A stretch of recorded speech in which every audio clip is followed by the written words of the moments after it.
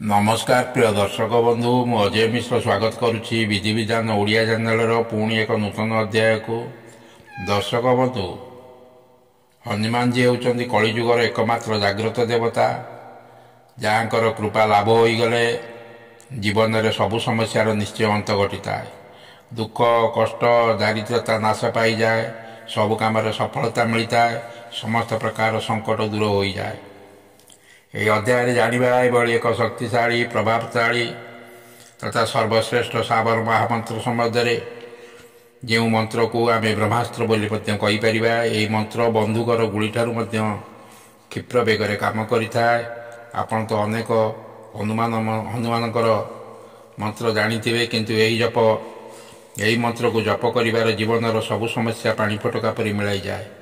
जेकोसी मंगलवार ठारू यही मंत्र को प्रतिदिन एक माला बा 108 थर जप करेंगे।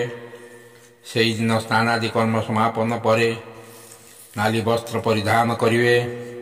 नाली आसन रे प्रभु हनुमान जी को बसाइबे। हनुमान जी को नाली फूल अर्पण करेंगे एवं हनुमान जी को सिंदूर हनुमान जी को अर्पण करेंगे। धूप दीप जलाई लाल चंदन माला रे यही मंत्र को एक माला जप करेंगे। यही मंत्र को आपण लगातार 21 दिन पर्यंत जप करंतु। प्रथम दिन ही यही मंत्र प्रभाव निजे अनुभव करें। मंत्रटी 21 दिन पर्यंत जप करने पर्यंत बा जप पूर्ण होगा पर्यंत ये 21 दिन ब्रह्मचर्य पालन करेंगे। यही समय भितर आपण आमिष द्रव्य बा मद माछ मांस ठारू दूरे रहिबे। एबे आसंतु जानिबा से मंत्रटी को। मंत्रटी एहीपरि।